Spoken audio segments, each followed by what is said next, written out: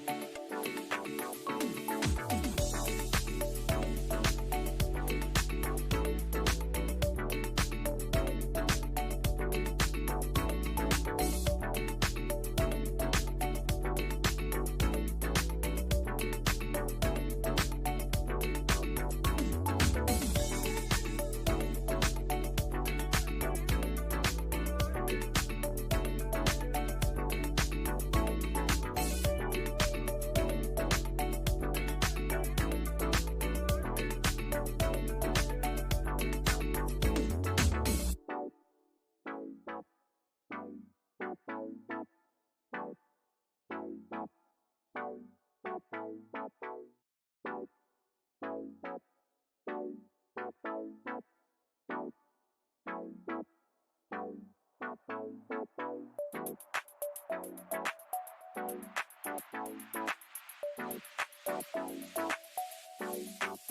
on the track, boy.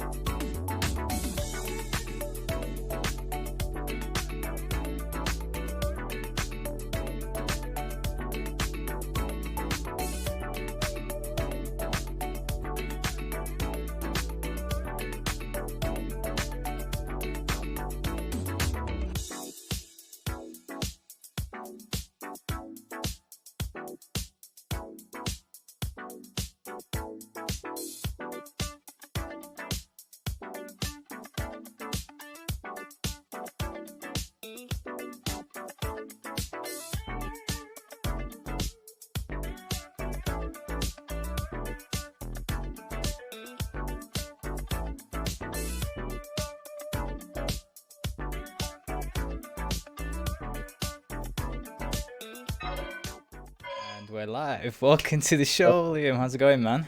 I'm good. How are you? I'm good, man. I'm really excited to have you on the show. And for people tuning in, drop your questions for Liam or me, and we'll definitely get back to it after each topic. So there's about a 6-second delay between us and them. But yeah, honestly, guys, it's a really exciting topic to talk about today because a lot of people are just kind of in that moment where they want to find out how to adapt in this time and crisis right now, but we'll get onto that a little bit later. So I guess my first question is, Liam, who is Liam Heeley and what do you do? So I'm a 19-year-old photographer, video, just creative, I guess. From Manchester, been doing it like 2.5 years, just dibbling, dabbling into different industries, picking up a camera whenever I can. Just constantly learning, never capping myself. But yeah, it's pretty much just a creative who doesn't cap himself. That's good. And you also you call yourself a content creator and a creative director. Yeah. So to people who are new to these terms, what would you say being a content creator is? So I think now it's like anything in any industry, like the term like photographer or the term like musician, like obviously a lot of people say a lot of people just pick up a camera and call themselves a photographer. A lot of people just pick up a microphone and call themselves a music artist. So I think with an actual content creator, it's more about not necessarily just creating content for you or other brands. It's just about content in general, rather than just an Instagram outfit picture for your feed. It's more for example, doing stuff like this, broader content outside of just taking photographs. Yeah, and I'd say it also involves just focusing on legacy media like TV, radio, and film, but you're also on the digital scape a lot, aren't you? Yeah. So definitely, we'll talk a bit more about that in a little bit as well. So again, question. Well, how would you answer that? What would you say? I think content creation especially is attached to the digital landscape a lot nowadays, because content comes in all shapes and sizes, and we're talking about Instagram, there's a lot of content for it, there's YouTube, there's online podcasts now, there's I think content It's like it's so diverse, and I think for us content creators, we're not just filmmakers anymore. We're not just, like you said, No. music artists anymore. We're making content for all these different landscapes, and you've got to learn how to do that. Which is why Yeah. I came up with these questions, because like you're making content for people who are either vloggers, artists, Yeah. filmmakers, or just musicians, and they're all different. And how do you Yeah. umbrella that? I guess content is the term that you can umbrella that with, isn't it? I think before me, I think a lot of people. I think the term content creator can sometimes just be seen as like a travel, like say like for example, just say like Sam Colder. Mm. Like a lot of people would, you say content creator, instantly like that type of like creator comes into your head. Yeah, because Like stuff. he creates a lot of diverse content, and it's not all just in one basket as well, is it? It's like it's content is just for so many different types of audiences. So that will be so good to just unpack today. So yeah, my first question is, Liam, what are the essential skills needed to be a content creator? So you're a content creator, and there are a lot of people out here watching the podcast, or who both follow us, and they also want to be content creators. So what skills do they need to be a content creator first? I think it's more about, it's like, of course, being able to use a camera, but this comes with time. So it's more like the essential thing to have is like drive, and like a clear vision of like where you want to go. Because as everyone, like as the quote says, like if you put so much effort into something, eventually like you'll do well out of it, kind of thing, or you'll learn like everything you're trying to learn out of it, you'll eventually like master, kind of thing. So I think a lot of it's about the drive, and people skills as well.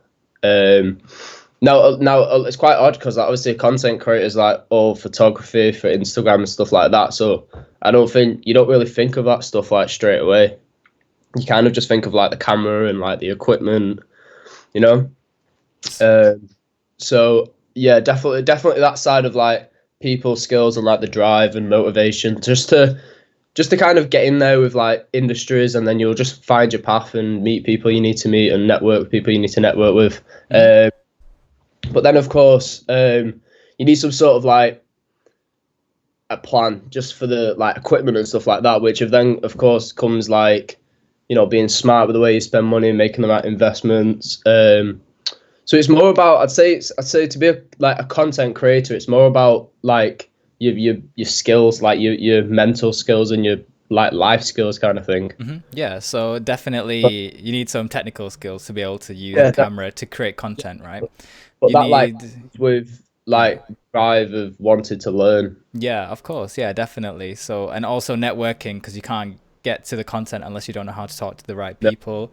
And then just like you said, just keep going with a plan, because you want to keep yourself growing, not just keep in the same place. So would you say like you've had to learn a lot of skills to actually be able to like create your content? I think in life, like you've either got it or you've not. Like you've either got them people skills or you've not. I think you can develop them, but like I think you're either born with it or you've not. So for example, like when I went to America for 2 months, like just went on my own, that was like I had to mature. Like I was in a completely other side of the world, in like one of the best like places for photography and that industry. So obviously I just had to very quickly mature myself. Even though I already was like somewhat mature, it was very different, because that's like a world of business. So then yeah, that's like a world of business. So it was just, for me, I was just in the mindset of like, well, I can even mature myself and look at myself like looking at yourself like a business, because you want to be being respected by other people. Okay. How can someone go about becoming a bit more, confident in networking and being a people's person? And like, say if someone who's very like, shy and timid, and they're really scared of like approaching people, how can they find a confidence and be a bit more like you, or very outgoing, very like, in the middle of like events? Like, how do you build that personality? I think the only way of doing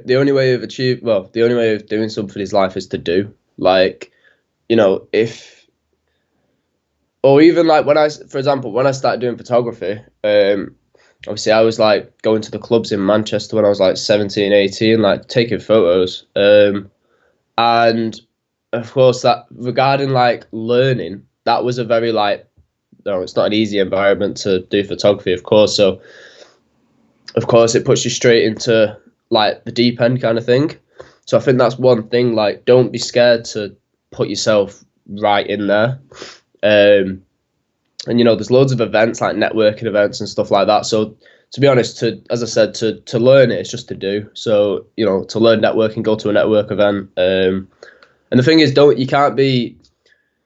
It's very easy to focus on other people in this industry as well. Like, so you can't kind of feel anxious if someone else is doing better than you. Mm-hmm. It's hard. It's quite hard, especially during these times, because like everyone's on the phones, like everyone's like watching, wondering what other people are doing. But yeah, I definitely say it's putting yourself in the positions where you've kind of got no choice. So get comfortable with being a bit uncomfortable, learn it through the actual process, and eventually you'll get that confidence to just start finding the right people, because obviously they're not going to come to your doorstep straight away. You need to like go.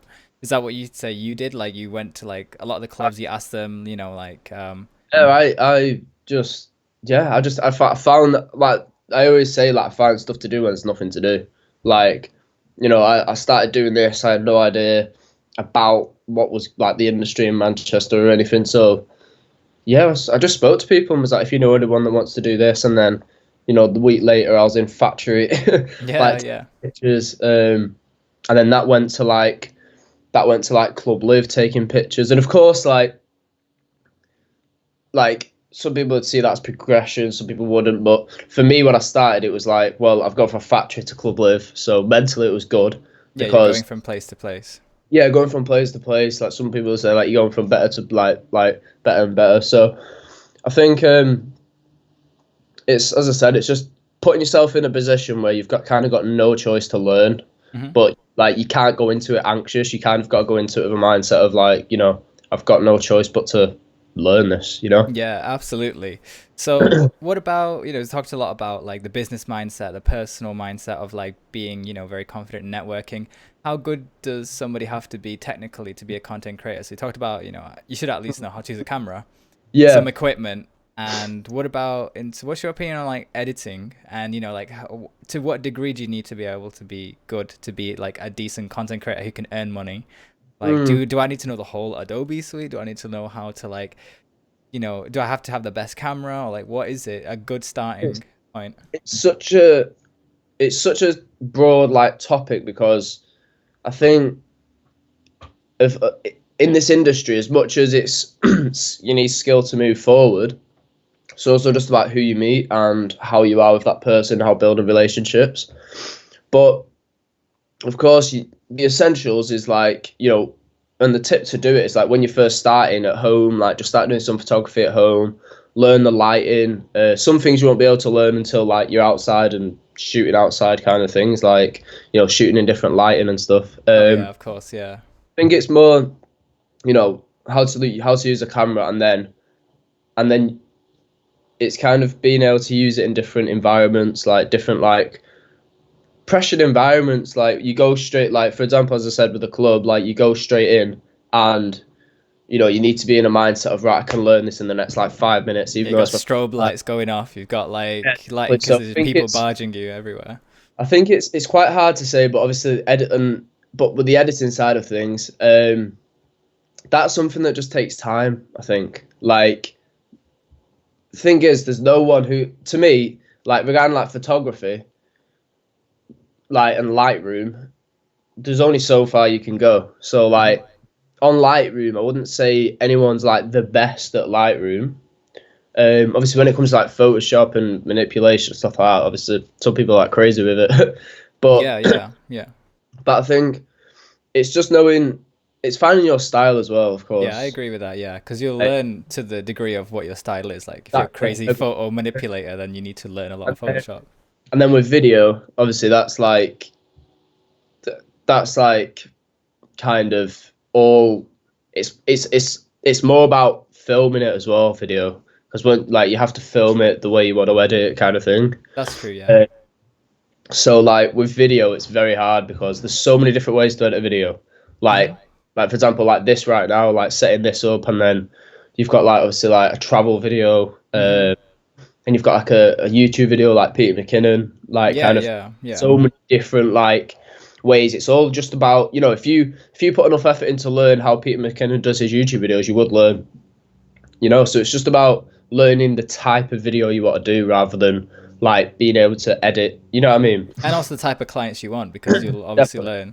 And it doesn't mean that you shouldn't stop learning. You should always do. But I think depending on your style, like you said, you'll learn what you need to learn to be able to get I there. think when you're starting, it's important just to be an umbrella, just do as much as you can, Yeah. and you can slowly just like wind down into maybe A like specialism.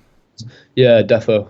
Yeah, wicked. So that's a really good way of just kind of breaking down what you need essential. So Andrew actually says there are some content creators that don't edit at all and make a fortune. It's about knowing your audience and what they want / expect. Yeah, I agree with that, because like you said, there are a lot of people who like just a simple editing mindset, and some people who just want to like, you know, go above and beyond in editing. So Definitely. and they're known for their styles, and then obviously you learn and cater towards those needs. So yeah, guys, if you got any more questions, just jump it into the chat. We're here for any queries, but definitely want to jump onto some more topics, which I think you've broken that one down quite a lot. So three things you need to learn to be a content creator: having a lot of people skills, having a lot of drive, having some level of technical skills, and willingness to learn. Yeah, definitely, and the willingness to learn. So finding recurring clients who need content, right? So I've got all the skills I need, I've got a drive, I've got this. Now finding the clients, and how did you find your clients, and how did you make sure you were always getting recurring clients? So of course, as it started off just by like doing clubs here and there, and then I started off actually like taking outfit pictures, you know, with the tripod stuff, and then started posting outfits, and then other bloggers started to message me. And then that blogger knew a restaurant owner. That restaurant owner knew this person, that person, this person. So to start off with, I was never in like I want to make a career out of this mindset. It was just go, go, go. This is what I love doing. I want to do this. I just want to do this all the time. Like, so it was more, I just, you know, I had no idea like how, like, about like clients as such when I first started. So for me, it was kind of like the way it worked. It was kind of, I just wanted to, I guess you could say, like make friends in the industry, like make friends with people, so I could constantly shoot for them. Which then people, like if they started a business a year later, then now they've become a client because of the relationship I built at the start. Yeah. And so as I said, it's all about relationships. Like, you know, if you're gonna, it's weird because at the end of the day in this industry, a lot of it's like the client's always right, which even for some people, even for me sometimes, like it is hard to accept sometimes, but it's the customer, you know. And I think it's important just to stay professional about everything, because one slip up and you can lose everything, you know. Yeah, for sure. Client badly, and then that will just get about, and you know. But so how did you get the initial starting point to get to these people, and like what was your like, you know, relationship and contact? So that's a good question actually, Megan asked. So how did you get the relationship with Boohoo, Liam? Love the content. Fair enough. Well, with Boohoo, I know one of the guys, so we were shooting content.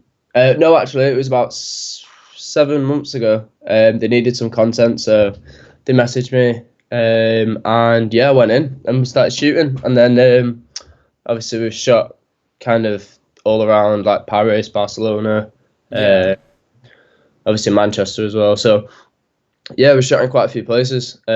So yeah, but going back onto like how did I do it originally? It was, as I said, it was a case of like just a snowball effect, like meeting this person, being outgoing and willing to meet the next person, then willing to meet the next person, and then of course like speaking to my dad like about, right, I've got like this here, like from a business standpoint, like what do I do? Like what, like I've got my camera, I've got like my laptop, I've got, you know, skills of some sort.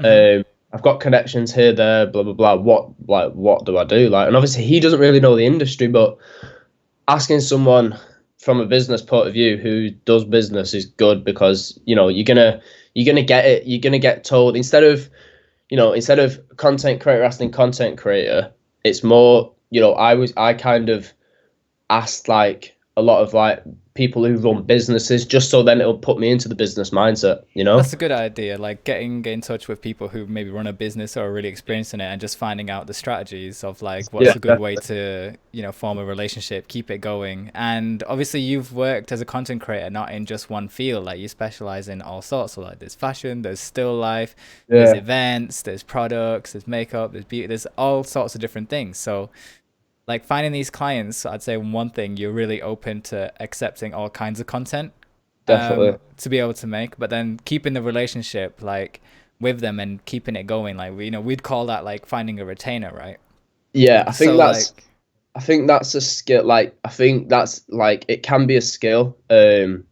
Like being able to, it's basically like being able to bite your tongue in the hardest times, because hmm like amendments and stuff like that can be really frustrating. Like, especially when you worked like 20 hours on a project and then a bunch of amendments come back, and it can be really frustrating. But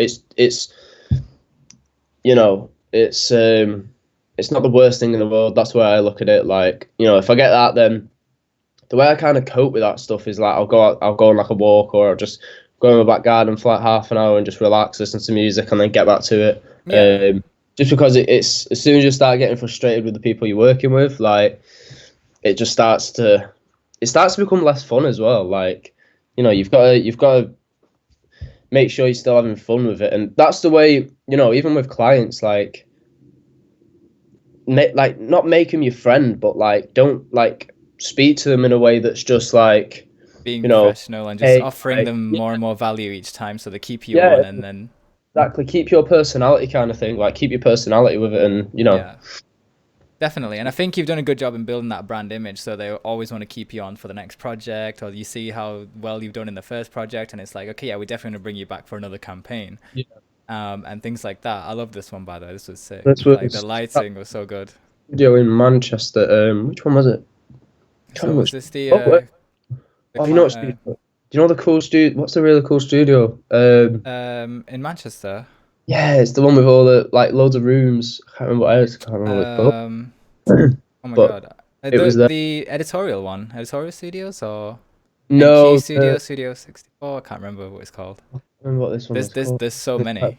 But yeah, this was shot with God, it was just like it was dark, and then we just used like these strobe light things. hmm Uh, yeah, it came out quite. The purple ones I like. These were like the purple ones. Yeah. But yeah, see, this was a type of shoot where I learned so much, because I mean my ISO was bumped up to like God knows what, and I was just learning to. Do you know what I learned? I had to make it work. Like I went to the shoot, and I was like, right, this is gonna be a challenge, but let's do it. Let's learn. Yeah, well, I think that's really good, and it's like it's so hard to bring out colors in like such like low lighting conditions. Yeah, I think low, crazy Megan too. says, is it called Untitled, the studio? Yeah, Untitled. That's it. Yeah. So that Untitled. you've done quite a lot of different projects, and like keeping clients on and just making good relationships with them, and just making sure you offer them more and more value each time. Yeah. So that's a good way of just finding recurring clients. And would you say that like you just need to make sure you're very open to accepting all kinds of jobs to find recurring clients as well? Yeah, definitely. And just like really think about the way, like, you're treating the clients as well. Not necessarily hmm like of course it goes without saying, like getting a faster turnaround time than the person the previous used will, of course, like give you more of an opportunity of getting like booked again. Like, of Yeah. course, like quick turnarounds and everything like that. But that's like inevitable. That's a Like good that, point you bring up as well, you like know. quick turnaround. So two questions I want to ask. So how fast are your usual turnarounds? And then the Uh, second one is from Junaid, who asks, at what point did you decide to start charging, and how do you price your work? like, yeah.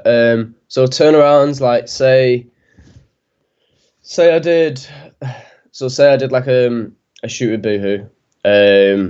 I mean, like felt like a few thousand photos are taken, and then you kind of flag it down to like 600-700, and then Yeah, I'll the couple hundred like, that you want to send off. Yeah. yeah, I kind of work. I always work on a 24-hour basis with every client. So hmm like I just won't sleep until the job's done, kind of thing. So, it's usually like 15 hours. Like with photos, it's usually like 15. Video, I try to get it done within like 36 because, whether amendments or like, video can be like stressful sometimes. So you just give it a bit more time. But yeah, it's like work on like quick turnaround times, but make sure the quality's there as well. So That's a really good point.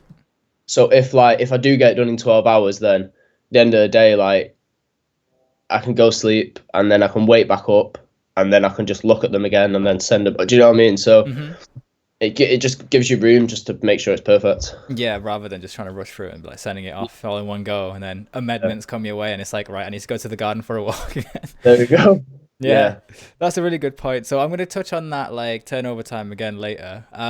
But yeah, keep the questions coming, guys. Love the Pandora shots, says Junaid. Yeah. And Andrew says, is wearing a white top stops your handles from showing up? It's actually champion, bro. Where is it gone? There we go. But yeah, awesome value that right there. That's some really good information. So another question I guess I wanted to ask was, so obviously you've done all these amazing things. You're a content creator. You've got all the skills you need, and now you're finding clients and you've got recurring clients. But you've also had a lot of perks that have come with it. And, like the perks of the job involve meeting celebrities and traveling the world. Yeah. But let's just have a little like deep dive into like people you've met and what you've done. And you've kind of made it easy for me because it's on your actual portfolio. Yeah, I think a lot of people ask me like, who's your favorite person you've shot, and I've just like shot or met, and it's got to be Sam Calder. Like Sam Calder, yeah. I can't like, yeah. Why is he such a big inspo to you? Out of when I think about it now, I'm like, Jesus, like I really like put myself in that kind of position to be able to, I mean, that was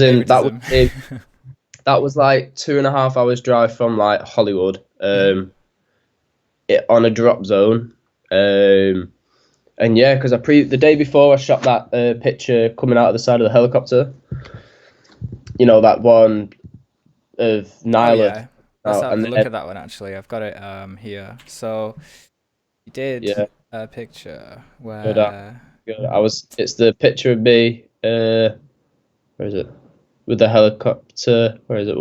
Wait. Oh, go up. Oh. Where is it? It's here somewhere. It's really close to here. So it's the picture, selfie me of helicopter, selfie in the helicopter. Just trying to find it. I'm so bad at like which one it is. There it is. This one? Yeah. To the right. Oh, this one. Yeah. Middle. This one? That one. Yeah. That's it. That's sick. It's there. Oh, this one. Yeah. You had a really good story about this one as well, didn't you? So like, I took that, and then and then we went to the drop zone the next day, and Nyla was like, yeah, like Sam's gonna be there today, and I was just, I don't know, like obviously he's just such an inspirational like person. Yeah, like he's definitely. not like loud. Like the thing that I love is like he's not loud on social media. He's not this. He just produces good stuff and posts it. He doesn't have like, he doesn't ever post anything negative on his story or anything like that. It's just like, it's just so respect to him. Of course, the content he produces is just next level. Like, yeah. So would you say this is your all-time favorite celebrity? Yeah. You got a chance of meeting. But like, because definitely it was mad. And you've definitely met so many other people as well, like So Lady Gaga. it was the fact that it was like in LA whilst I was there on my own as well. So it was kind of the whole experience, yeah, crazy. And just all of it just coming together. Yeah. So what was it like meeting other celebrities? So there's so many different diverse like people that you've created content for. So you've got music artists, you've got beauty gurus, you've got content creators themselves, you've got models, you've got so many different people, really. Like the list just goes on. And when you do meet these people, is there like another room for like, making contacts and finding more relationships and finding more opportunities? So I think, of course, when it's important to, I guess, keep the relationship with these guys. So the worst thing you can do is be like, start asking for the management and saying, when you're trying to shoot, because I watched videos like when I first started shooting like celebrities. I guess I watched some videos and just tips, and I took something that was like, you don't want to seem like a fanboy. Yeah. Because you don't want to, the end of the day, like, you're working with these people. Don't get me wrong, of course, these people are inspiring, like, whether they've inspired you or somebody else, like, these people inspire at least one person in the world. So, I'd say millions. These ones specifically. uh, I'd say millions for these ones yeah. specifically.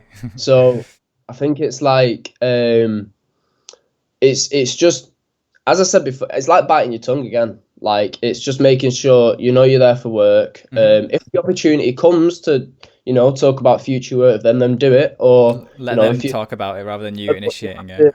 or go off the body language, go off the energy. Like, you're gonna know if they're the type of person that wants to talk. Like, for example, Natalia Taylor there at the bottom.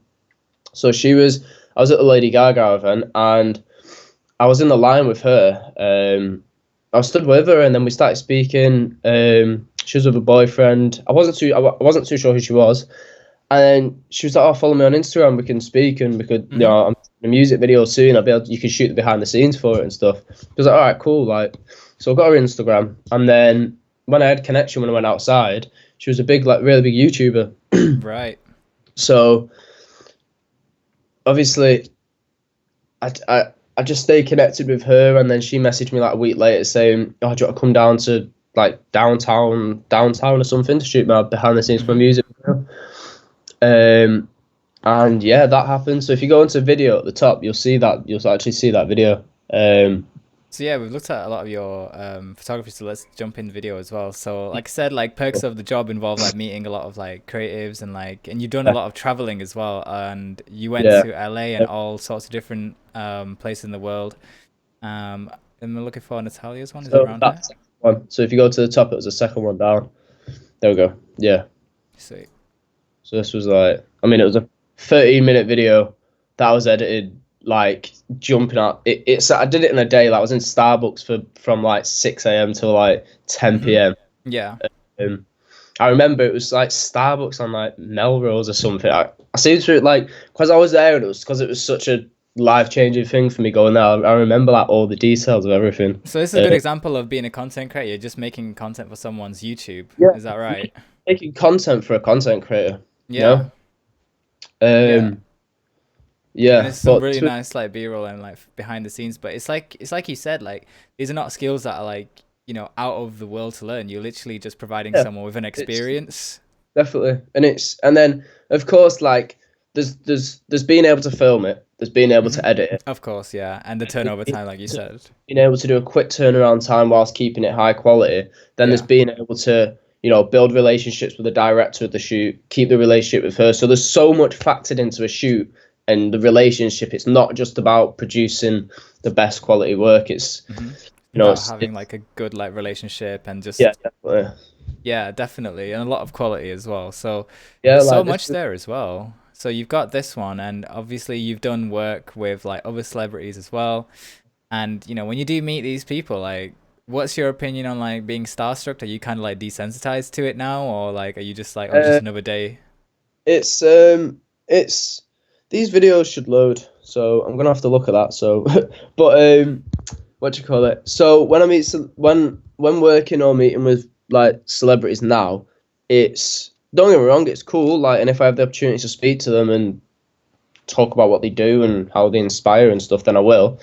But it's overwhelming inside. Not necessarily because of the person, more because of the position that the position that I'm in. Yeah. For example, when I was in LA, like, Ashba, who is like a rock star, he flew me to Vegas because I shot for Public Desire, shot a campaign for them, and then one of the models, it was like his wife. So then it was kind of, they then flew me to Vegas and shot for them. So it's as incredible as it was, like, shooting for them in Vegas and stuff. Like, in my head, I was like, shit, like, I've just come to LA on my own. I've just got flew to Vegas to shoot for music artists. Like, what the hell? Like, this is mad. Was it just all like going through your head? Yeah. It's just like, this is crazy. Like, more than, shoot, like, who I was shooting. It's just like, this is crazy. Like, this is nuts. So, what was it like meeting Floyd Mayweather? Do you know what? He knows his worth, which is obviously respectable. I would say he's like a lot of people, like a lot of people say he comes across as arrogant and stuff, but at the end of the day, when you've worked that hard and people are still hating on you for stupid reasons, then like you're bound to. I think he's just playing the game, like like everybody like else. Like any publicity is good publicity. yeah, definitely. But it goes without saying that he's obviously worked extremely hard on his craft. He's become one of the best, well, if not the best at it. And yeah, and he knows that. Like he knows that that's like not in a bad way. He just knows that he's put the work in, and he knows that he knows how much he's worth. He knows his worth. Definitely. Do you ever get tired of the travel life? Because obviously, like watching these videos are all across the world, like different Yeah. places, and like, what's your like? Oops. Oh, no. What's your travel schedule been like when you were like working at all of these like different places, and was it?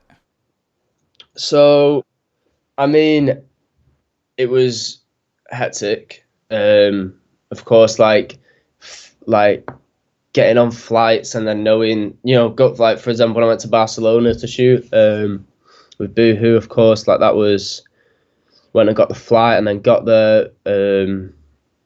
Went with Scott Clarkson, and we got there, went out location scouting straight away, went and shot some personal stuff on the first day whilst we were looking around, and then and then got in. We were going to go sleep, ended up editing all that content, went straight onto the Boohoo shoot the next day. And then we stayed up, edited all that stuff, and then got on a flight the next day. Came back straight to another job. So to be honest, it's so you can't, if you want to stay focused and with it, you can't look at it as like, right, I'm just traveling like the world, like I'm traveling It's the like world. a holiday. It's not Just like it doesn't feel like a holiday for you. That's right. Essentially, instead of getting a train to London, I'm getting a flight to Barcelona. Like that, because otherwise you can. Obviously, when you book for a job, I don't think anyone abroad. I don't think anyone will ever look at like a holiday as such. Yeah. But I think, I don't think anyone will ever exactly look at it like a holiday. But you've just got to stay focused, and as happy as you might be, like you're still there to do the job. But and then regarding getting tired, like at the end of the day, I always tell myself I've put myself in this position to do this work, so I either get it done or let myself. 100%. So definitely, I think there's a lot to like unpack there, and you kind of done a really good job of just talking about it. So let's kind of jump onto a topic that you've actually kind of brought up, which is sacrifices you have to make to get into like a similar position to where you are. Yeah. And I think that one that you brought up about turnover time, because you're working with such, I'd say, industry leading brands now. Yeah. I guess they just naturally have like a lot of high expectations naturally, because the faster they turn over your content, the faster they can sell the product, the faster they can make money. Yeah. So what would you say like about sacrifices you have to make? So, to be honest, like when obviously like bigger clients have more respect. Like they have more respect for the creator. So, and they want the work to the level. They want the work done to the level of the work they've seen. Like the reason they booked you, so they've seen a piece of your work and they want it to be that level. So, to be honest, like big clients can be all right with turnaround times. Like they can't be like won't be pressuring. Obviously, if you like, if you're taking like a while, then they'll message you like, oh, like when will it be done, etc. What would you consider to be like a while at your stage? A while, like say. It depends what it is, but say you do a photo shoot. Say you do a photo shoot for a brand, and say it was a full package. So it's photo, retouching, skin retouching, and stuff like that. A while will be like 5 days, which like I don't know if that's quick or I'm just used to. I don't like doing anything but working. So as soon as I was done with a shoot, I didn't want to come out. I won't come home and do anything else. So it was, as soon as I come home with a shoot, I switch my laptop. What work have I got to do? Oh, that shoot I've just done. So let's get it done. So it's more like, but yeah, a while like when it starts hitting up, like I start getting anxious if I'm busy and like one project's sitting behind and I'm having to take priority over. So I start getting so anxious because I don't want to lose a relationship with that person. That's another good point as well. So like obviously, the questions I asked before was like, you can keep that relationship going if you keep giving them value, and the turnaround Yeah. is one of those good values. Do you ever think, like, have you ever experienced burnout, and have you ever experienced Oh, like drop in quality because you're working? I'm just kind of reiterating what you Andrew's know, asked in the yeah. comments, but have you ever experienced it, and when and where did you think like, shit, I've actually hit my limit? Like, So I mean, um, I actually, so this morning at like 8 o'clock, I went to sleep and got like 4 hours sleep. Because I was on like 2.5 days, like no sleep, just working. mhm. Had like this has been like my busiest. Like this has literally been like my busiest period for like shooting content, editing like videos for clients. Like I've got the studio downstairs, so I shoot content there and So stuff. just tell everybody what you're doing right now, in So your current situation. like as I said, I've got a home studio downstairs. So whether I be shooting product photography or e-com, I've been doing a lot of like jewelry e-com and stuff like that. So whether I'll be doing stuff like that or like videos, or then just personal stuff like finding like a brand new shoe that I've not worn and so it's Hmm. clean, putting it Yeah, on the setup and just taking cool pics, like yeah.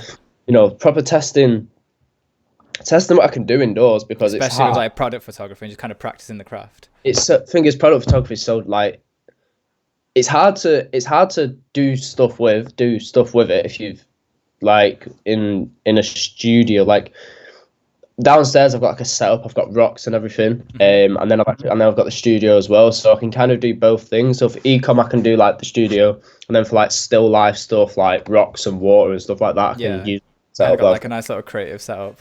yeah. That's uh, good. so yeah, and then as I said, like a lot of it's like clients like, would you be able to edit these videos, like here are the clips and stuff like that, so Yeah. yeah. Would you say it tends to come down to the client's demands due to the like in terms of you having to work to such a fast pace and staying up all night, and it depends on like the clients you're working with?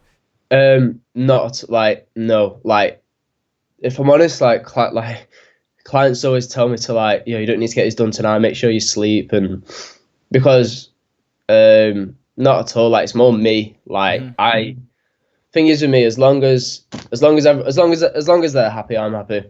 Like and I won't sleep. Like for example, I had an example like last week. I was shooting some stuff, shooting some ecom, and it was back and forth, trying to get it perfect, trying to get the colors to match, like because it was down to their preference, it was down to what they wanted. So I was working on getting it perfect. And to be honest, it didn't stress me out. I was learning so much. Like I was learning how to deal with like somewhat like harder. No, it's not even a harder client. It's just client who knows what they want, kind of thing. So it's learning how to deal with that, and especially during these times, it's really good because I I always, as soon as I started, I said to myself, I don't want to lose my discipline because Mm. it's quite like editing discipline, like to sit there for hours. To sit there and act for hours Yeah. edit videos. It's not easy. You can't just do it. No, Like yeah, yeah, sometimes yeah. it takes like an hour to get up and just go. Hmm. Uh, and I didn't. I was just really. I didn't want to lose that. Like, and I didn't want to lose the Don't want to fact get complacent and lazy. So it's that a way for you to kind of always like check yourself and just make sure you're definitely, always like staying in that creative loop, which is yeah, really interesting as well. So definitely like one of the things that I'd say you have to sacrifice to like make sure like you're keeping those clients at the top, and just getting to the top is also like your time schedule. You have to compromise. Everyone has to compromise to some degree there. What yeah. else would you say like you have to sacrifice to get to the top? So like for people watching, like you talked a lot about people skills and this that, but what kind of stuff do they have to like? So, I mean, when I was dropping out of college, my dad wasn't the biggest fan of that, but I was going into a job at Selfridges, Hmm. and then leaving Selfridges, my parents were a bit like, "Well, what are you gonna do? What are you gonna do?" And of course, it didn't break the relationship, but it was just there was tension there. I mean, I was going off doing what I wanted to do as like a 17-year-old kid. I had no idea about the industry. I was going out there with no grades. Hmm. So that you kind of The big it gamble. sounds harsh, but you've just got to do what's right for you, and no matter if it's family or not, you'll very quickly learn who is like family. It sounds really like bad, because it sounds really weird, because a lot of people are like, yeah, but it's your parents, etc. And they are, so always keep the relationship with them. But it's hard to, especially in this industry, don't let someone else's words like affect you too much. You know. Yeah, and have you been at crossroads with whether it's family or people in the Oh, industry that you feel like, okay, this is probably going to be like a temporary thing, or you're expecting it to be like a full-time, relationship, and then it turns out it just tends to be like you're bouncing from yeah. family to family, from people to people, and is that something you have to sacrifice along the way, getting used to like being like a little, You've lone you've got wolf going up you've the. got you've kind of got to realize that you're going to be your own brother for like possibly a few years. You'll probably find the odd person down the way who's going to support you like thoroughly, whether whether that be a partner, whether that be like your best mate, whether that be the person who doesn't do photography, for example, but still supports you, who has his own like hustle. So you've got to, you can't get bummed down by people not supporting you. You've got to learn to get knocked down. Really, that's one of the key sacrifices. Really, you've got to. Do you know what? It's not losing your respect for yourself, not at all. But it's somewhat people could say you've just got to learn to be able to be pushed about, I guess. What do You you know? think about competition in the industry? Do you think it exists, and do you think it's a good thing? And do you ever get anxious about it, or like have people stepped on your toes, or like have you stepped on other people's toes? Like what? So I'm the type of person, no matter how someone is with me, I'll never be negative. But like unless unless someone's hurting, like unless someone's doing something really bad, like like finding a family member's social media and abusing them and shit, like Right, that's never good right. to me, of Yeah, course. that's just a dick move at that point. That exactly, that's like where like you can intervene and be like, listen, like stop. But to be honest, like regarding like hate, like and stuff, I don't want to retaliate, because I don't want to put myself down to that level. Like I'm busy working, I'm staying tunnel visioned. If I make a mistake, I'll learn from it. And the worst thing you can do is end up listening to what other people are saying, and then then you end up just feeling worse, and then people just start jumping on stuff on social media. But to be honest, like if social media wasn't there, how would they be hating on you? They wouldn't. So at the end of the day, just know what's being said on social media, and learn from your mistakes. Like learn, if you make a mistake, learn. And the thing is, there's no rush to. This is the thing. I think social media has made it so like, it seems so wrong to like having to take your time with things. It seems so like everyone's on something on social media. Yeah, Everyone's I think it's because we're living in this age of like instant gratification culture. We want immediate Yeah. likes, we want immediate products being sold, we want immediate turnover, and people just want immediate content. I So think I've like this isolation's really like I've been doing like I mean this, as I said, it's probably one of my busiest times at like shooting content at home and stuff. But I've just not been like as active as I was on social media, just because I was like, right, I'm just gonna take this time just to focus purely on grinding. Not too bothered, like I'm not gonna focus on what everyone else is doing. I'll focus on the people that I need to focus and on. how's That I that been for you mentally, like compared It's to like the busy so lifestyle before? I it's mean, you're still so busy, definitely. yeah, it's so refreshing. But of course, like I've still got like the personal deadlines, like stress, like the stuff. I want to get that stuff done. And of course, being at home, sleeping at home, like working in my room, sleeping in my room, like sometimes eating in my room, It's like kind of a luxury if you think about it relaxing. in a lot of Yeah, areas. it's like I went on a walk this morning to the forest, which is just down by me. I usually just go for a walk with my camera and just like it's like camera therapy. Yeah, Like camera go therapy. take That's a pictures good way and to like put it. Yeah. But then I came back. It was raining really bad, and I was kind of there. I was walking through, and I was like, "Oh my god, this is like a blessing!" Like I was walking through like this forest where it was raining and stuff. Yeah. And then when I came back home, I was like, oh, do you know what? It kind of made me appreciate just being able to be in my room and stuff. Like it was weird. It was just a weird feeling. Compared to like those drastic conditions you're always working against, Yeah, like definitely. traveling and Don't all get of me this wrong. kind of stuff. Of course, like I'd love to be on a flight somewhere right now and go Yeah. in a place that's Oh yeah, place. I think we all would. Yeah, definitely. But like I think It's good to slow down, like you're saying. Just yeah, definitely. I think it's weird. It's all about it's all about you though. It's all about being strong enough just to be like, well, it is what it is. I could either bottle it and stop, bottle it and slow down, or I could just use this time and use it but that's a really good point. Because I think you're Well, talking about. I think it's best. This is might be the best time to focus on turning yourself into a business because, Yeah. like, all the big businesses are slowing down. So you've got no competition. Just focus on this time, turn yourself into a business, so then when this ends, you can just go at it. Yeah, absolutely. And I think I've taken the time to like rehash my website, trying to just like find new ways to, like you said, adapt and just look forward into the distance and see what else I want to do. And just, it's giving me the time to like just think about the future as well a bit more. But 100%. So you brought up a really good point, which you said that the sacrifices you have to make is getting used to like tripping up, and because you have such a busy lifestyle, and like because we're in this like age of social media, people's opinions are a lot louder. And like you said, if this was like decades ago, it wouldn't even be like No, a problem even you'd have to worry yeah. about. So Well, most problems that most problems that are there wouldn't be there if social media wasn't there. yeah, definitely, because a lot of people just wouldn't really know about it. But obviously, like, I'm gonna let you take the mic for this one. Talk to me about your experience with shooting content during quarantine pandemic and your incident, like what happened with when you were shooting with Boohoo or for Yeah. Boohoo. And I think just kind of take the stage and tell people what happened and what do you think of it from your point of view? So we were on a shoot and we were taking Yeah, and this precautions. was during lockdown, like a few Yeah, weeks during, back, and it's been a yeah, few weeks now, and you've had a time to yeah. digest it and just So wearing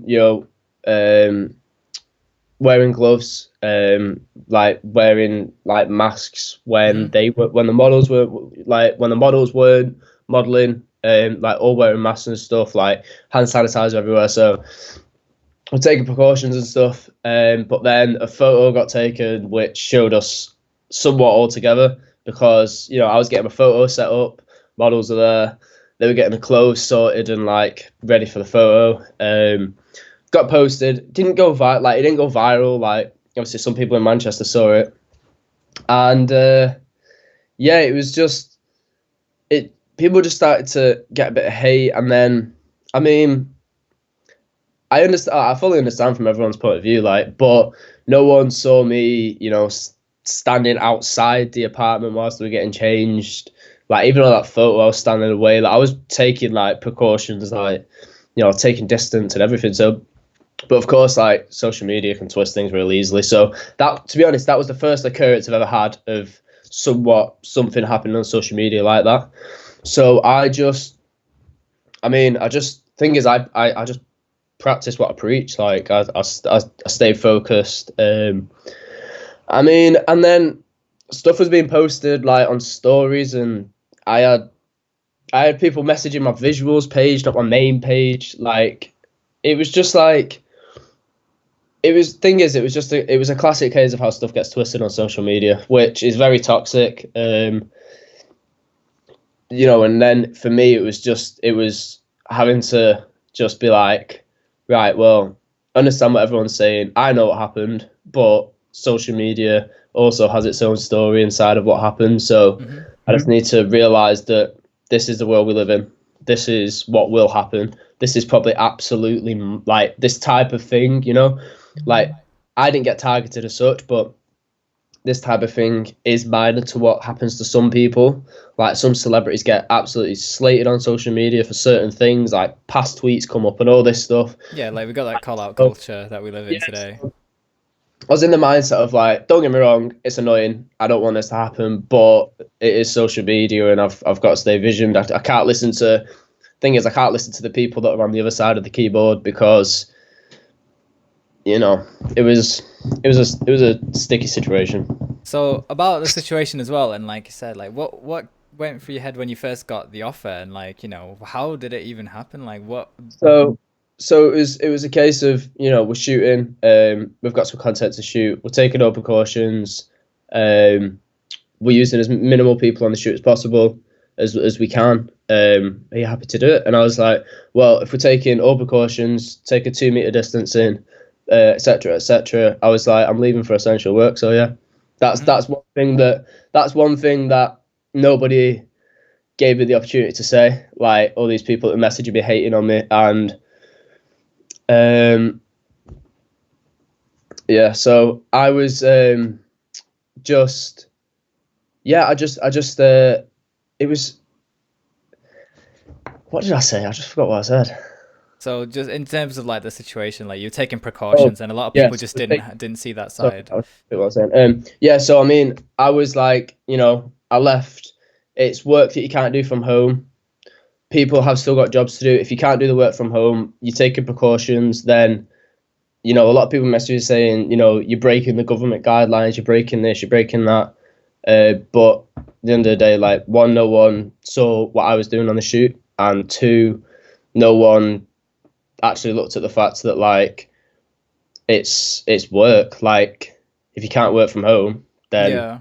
go and shoot. Like, and we weren't in busy areas. We were in like a secluded area kind of thing. But to be honest, it was, yeah, to be honest, it was a case of, if we're taking precautions, and it's a job that I wouldn't have done. It's a job that I would have done normally outside, like, then yeah, because I wasn't going about I've not been going about doing shoots like left, right, and center everywhere. It's just that one, and yeah, it What did the was. models think of it? Like, were they okay to like go out and shoot, and were Yeah, they they were just fine. They were like, whilst we get changed, taking all distancing, going in separate rooms and shit. Mhm.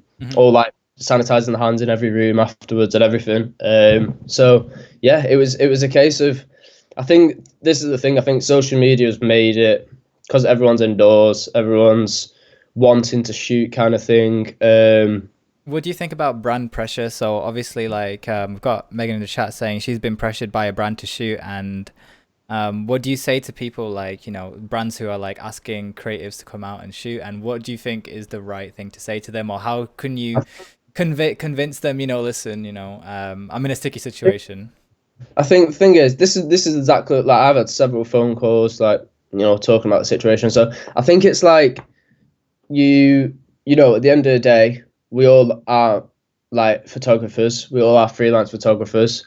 The government somewhat haven't put, obviously, stuff in place to help us. People haven't been doing it for long. People haven't got a massive salary kind of thing.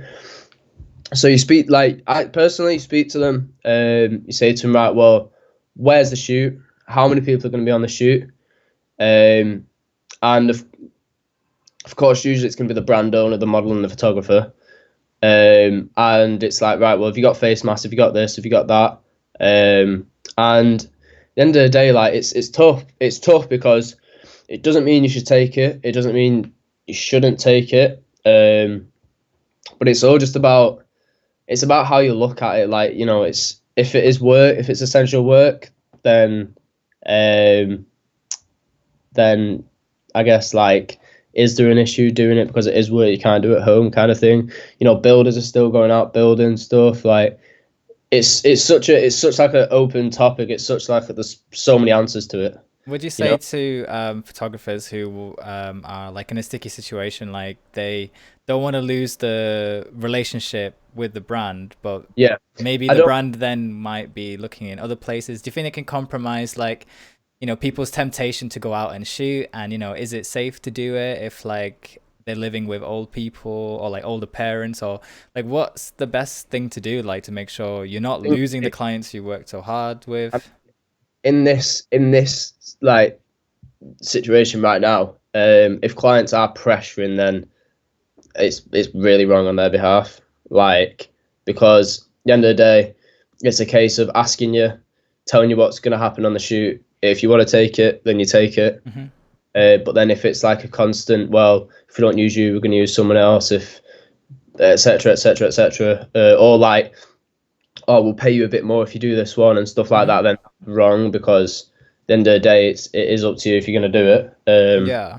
And if you're getting pressured to do it, then that shouldn't be happening, because then, yeah, it's just, because then it's like, yeah, it's just, it'd be wrong on the brand's behalf. So I'm going to finish off on one final question, and Mark asks this in the comments. Says, "Thing is, unfortunately, it's not essential. So, should we be taking jobs now going forward, and what are you doing in terms of outdoor jobs? Are you taking any more outdoor jobs, or are you kind of adapting at home? And Adapting at home, yeah, shooting at home.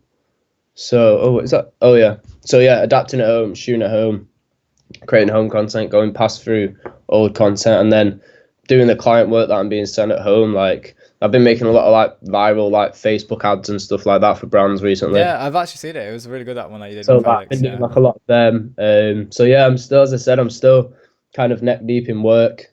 So yeah, it's and this is the thing. It's important for me not to dwell on that situation like much, because at the end of the day, it's a situation that has two sides to it. It has two versions to it. There's two opinions to it. Like, is it essential work? Is it not essential work? And yeah, and then of course, like, I can't dwell on that because I've still got work to do. I've still got 3-4 projects to do a day. So if I start dwelling on that and overthinking that, then I'm just not going to get much done, and it'll just affect.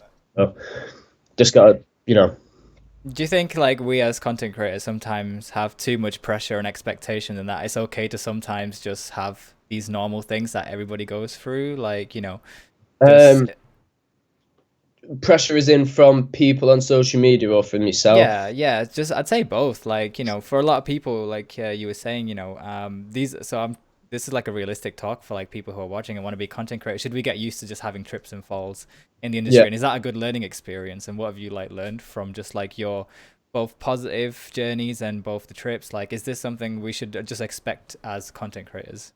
I think expect for people to hate on you when you start excelling, because at the end of the day, everybody's come from the same position. Everyone picked up the camera one day, and some people go further than others. And whether that be due to work ethic, whether that be due to some people, like, I mean, in a lot of industries, you either make it or you don't, I guess. And sometimes it's a case of, it's like, that's what I watched a Rankin interview with Rankin, the photographer, and he got asked, in photography, do you think you either make it or you don't? And then he was like, well, what's the definition of making it as such? Like, to me, it's like just making a job out of your hobby, like making a career out of your hobby. Like, you don't have to be earning like millions to make it. Like, as long as you can wake up every day and this is your job, doing what you love doing.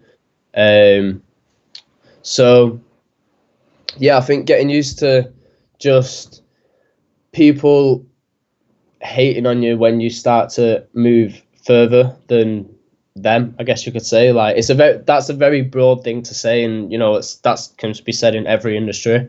But then regarding like content creators in like thingy, it's get used to, like, I guess you could say awkward clients. Not necessarily awkward.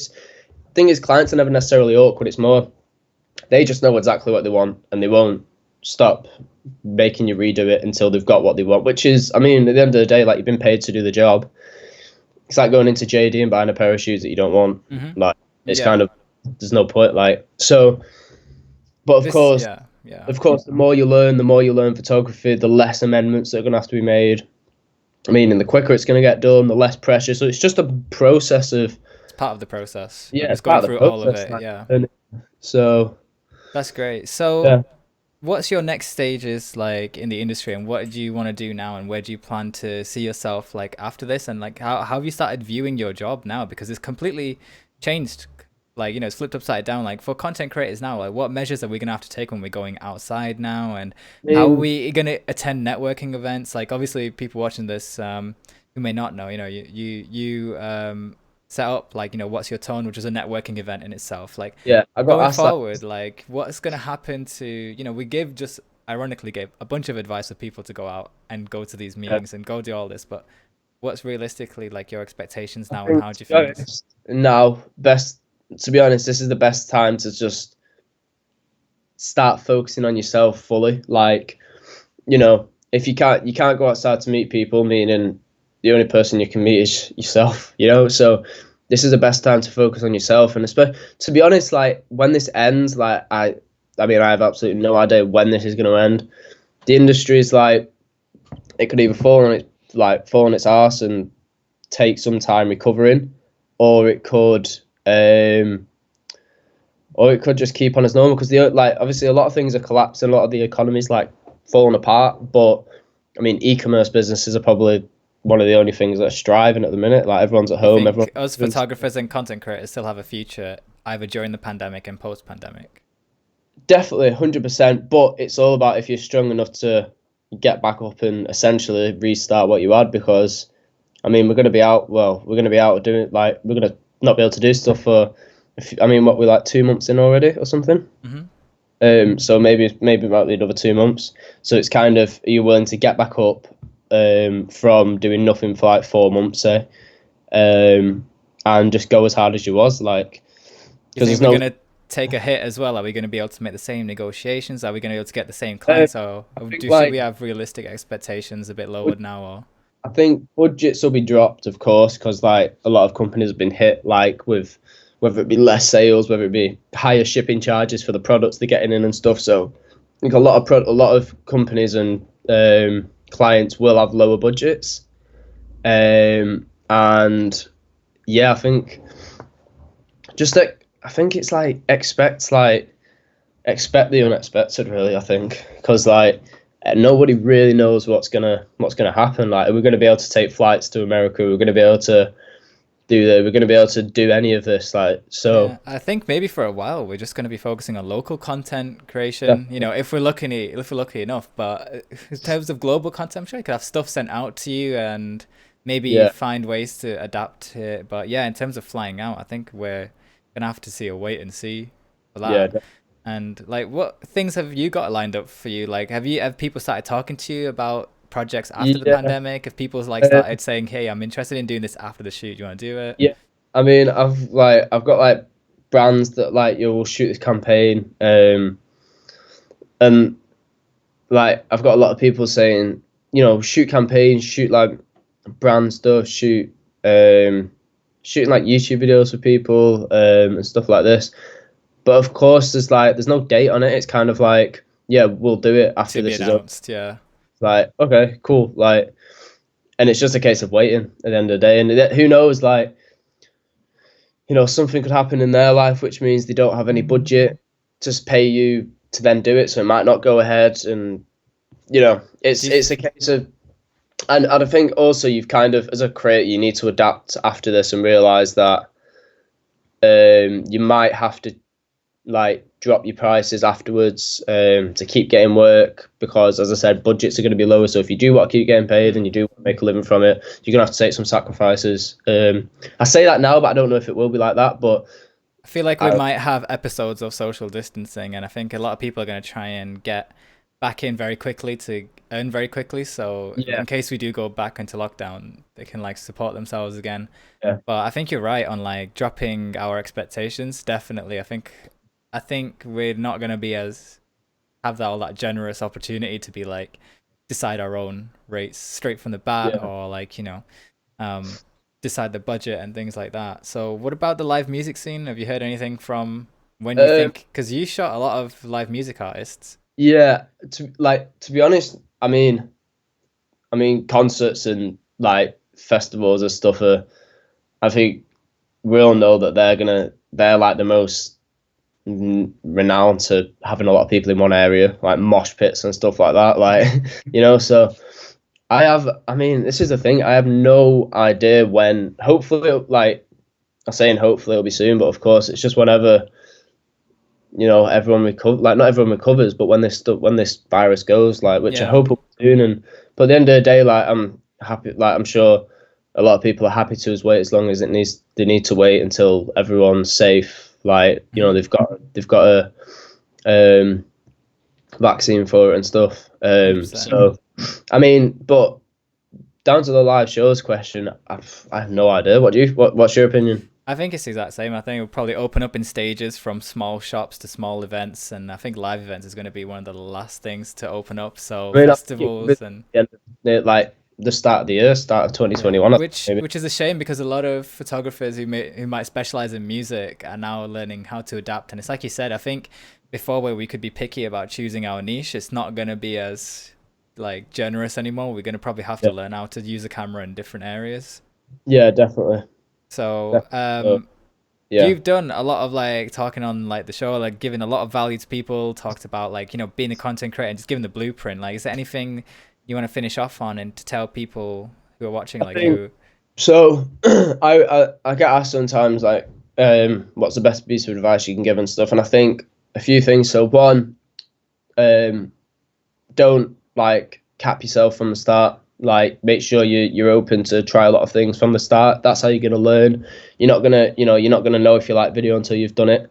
You're not gonna know until you've like if you like video until you're put in a pressured environment to do it.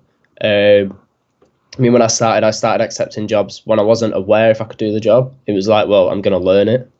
And then obviously, social media has made it very easy to focus on other people, focus on what other people are doing, and it's made it very. Don't know. It's made it very mentally stressful not posting on Instagram. You know, so like, I mean, when you've not posted on Instagram for a week, you're Feel like, oh, guilty. like, I've not worked. Like, I've not worked. Like, you know. But I think make sure you're focusing on the real life side of the industry. That's one of the things. Like, make sure you're focusing on staying tunnel visioned and not listening to what other people are going to say, because people are going to hate on you. People are going to make stuff up about you. Mm-hmm.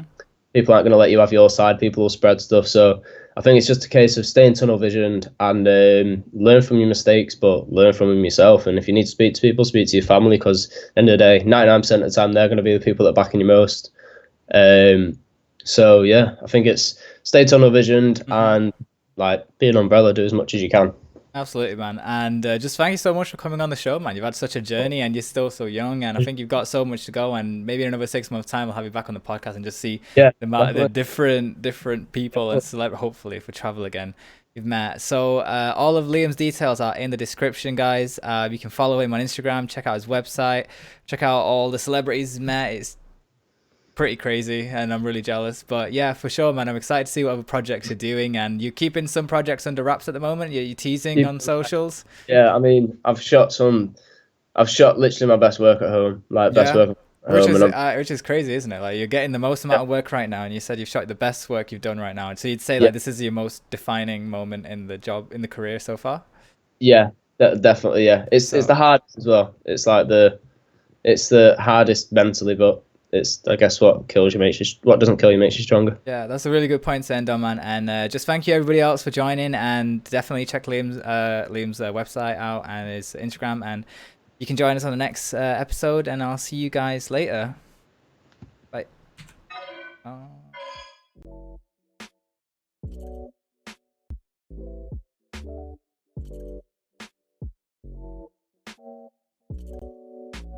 CC on the track, boy.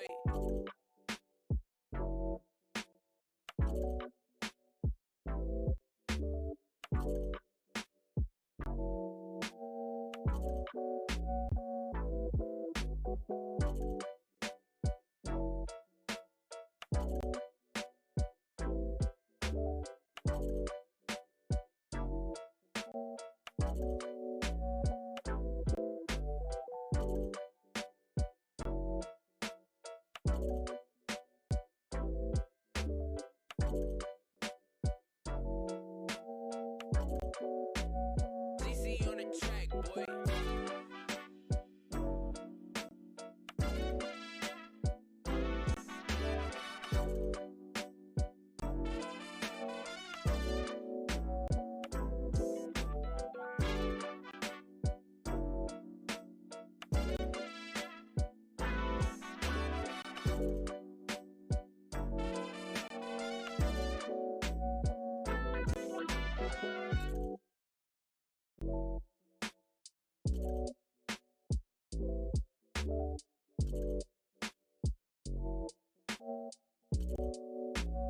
CC on the track, boy.